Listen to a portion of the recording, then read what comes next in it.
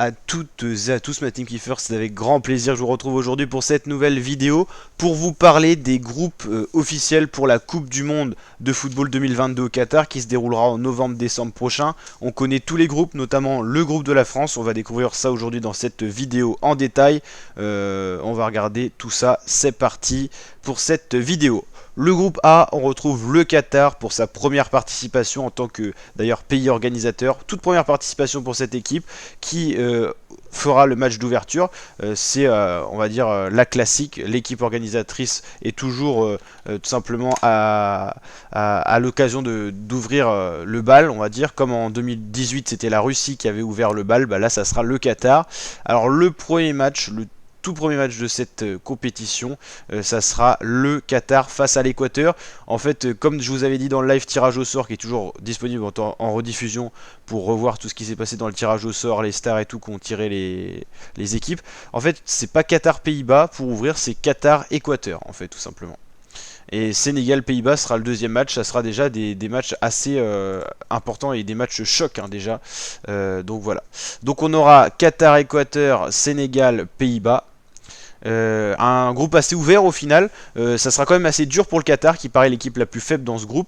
Pays-Bas c'est une grosse équipe, Sénégal c'est quand même l'équipe qui a gagné la CAN, qui a été quand même capable de se qualifier pour la Coupe du Monde. En Afrique c'est quand même assez difficile de se qualifier, il n'y a que 5 places pour quasiment 50 équipes. En plus il y a un très bon niveau actuellement, donc voilà.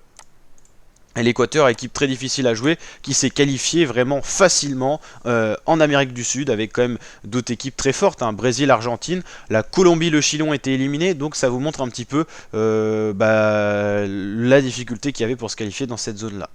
Groupe B, c'est le groupe ouvert que j'ai surnommé, tout simplement parce qu'on a Angleterre, États-Unis, Iran. États-Unis, Iran, c'est pas les équipes les plus fortes. Normalement, l'Angleterre devrait pouvoir dominer ce groupe. On aura certainement des surprises. Et on ne sait pas encore qui sera la quatrième équipe. Ça sera donc soit Ukraine, Écosse ou Pays de Galles. En gros, ce qui va se passer, c'est qu'on a le match Ukraine-Écosse qui a été retardé par rapport à la guerre qui est en Ukraine, et qui devrait se dérouler en juin ce match. Donc le vainqueur d'Ukraine-Écosse rejoindra le Pays de Galles pour le barrage final, et le gagnant de Pays de Galles face à soit Écosse-Ukraine ira à la Coupe du Monde. Je pense que ça sera les Gallois, c'est pour ça que j'ai mis ça, les Gallois de Gareth Bale. J'ai mis en vert pour dire que ça sera certainement eux. Rien de sûr, bien sûr. Groupe C, Argentine, Arabie Saoudite, Mexique, Pologne. Groupe sympathique. L'Arabie Saoudite devrait avoir du mal. Bien sûr, c'est la théorie, c'est par rapport aux forces en présence sur le papier. Mais Mexique, Pologne, Argentine, c'est des équipes qui ont le même niveau. Peut-être un petit ascendant pour l'Argentine. Le groupe D, le groupe de la France. Alors un peu déçu dans le sens où on va retaper des équipes qu'on a déjà eues en Coupe du Monde. Le Danemark qu'on avait en Russie en 2018. Et on a encore un doute sur qui on va avoir. On aura soit Pérou, soit Australie, soit Émirats Arabes Unis. J'espère Émirats Arabes Unis, ça changerait un peu. Sinon on va se retaper deux équipes exactement pareil qu'en Russie. On avait déjà Pérou, Australie, Danemark. Là il y en aura forcément une qui sera pas là. Ça sera soit Pérou, soit Australie, ou soit on aura Émirats Arabes Unis. Donc on n'aura ni les deux là.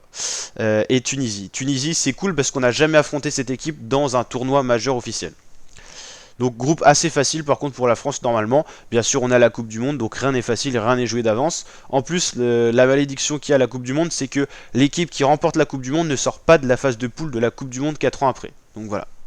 Groupe E, c'est le groupe de la mort, c'est Espagne, certainement Costa Rica, Allemagne, Japon. Alors pourquoi je dis certainement Costa Rica? Il y aura le barrage Costa Rica-Nouvelle-Zélande. Nouvelle-Zélande, niveau assez faible, et le Costa Rica a quand même battu les États-Unis 2-0, et les États-Unis se sont qualifiés pour la Coupe du Monde. Plein d'indicateurs montrent que normalement ça devrait être le Costa Rica. Donc voilà.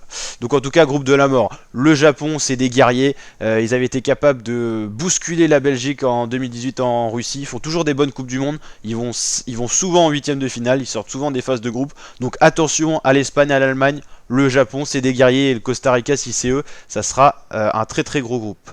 Il y a toujours un groupe de la mort. De toute façon, il y a toujours un groupe où il y a plus de difficultés que dans d'autres. Le groupe F, Belgique, Canada, Maroc, Croatie, ça va être sympa. Rien n'est joué. Il y a les Croates, finalistes de 2018, les Belges qui sont quand même une équipe toujours assez haute au niveau mondial, et le Maroc. Le Canada aura du mal à s'exprimer. Groupe G, Brésil, Serbie, Suisse, Cameroun, groupe assez ouvert. Le Brésil qui a participé à toutes les Coupes du Monde, 22 Coupes du Monde, 22 fois le Brésil était là. Est-ce que les Brésiliens qui sont l'équipe qui tient le plus de titres, 5 je crois, vont arriver facilement à dominer ce groupe? C'est possible, mais la deuxième place n'est pas du tout donnée. Alors là, je pourrais pas vous dire là qui finira deuxième. La Suisse, ils sont très en forme en ce moment. La Serbie aussi, ils ont poussé les Portugais dans les barrages en les battant 2 fois. Donc voilà. Et le Cameroun, Cameroun c'est une grosse équipe aussi. Groupe H, Portugal, Ghana, Uruguay, Corée du Sud, c'est un groupe avec vraiment des cultures totalement différentes footballistiquement parlant ou même dans les pays. Donc groupe très intéressant, ça va être très ouvert. Attention au Portugal de Ronaldo qui s'est quand même dirigé vers les barrages, pas si serein que ça. Ils espèrent aller loin dans cette compétition, mais il faudra déjà passer les phases de poule avec l'Uruguay qui est une équipe pas facile à jouer, pas dans sa meilleure forme, on va dire en ce moment. Mais Corée du Sud, il pose toujours problème en Coupe du Monde, le Ghana aussi, donc à voir ce que ça va donner. Le ballon officiel de la Coupe du Monde, la team, voilà. Et puis les stars de la Coupe du Monde, ça c'était mon petit truc que j'avais préparé pour le live tirage au sort et tout ça. Donc voilà, le tirage au sort qui a été fait par les stars du football comme chaque année.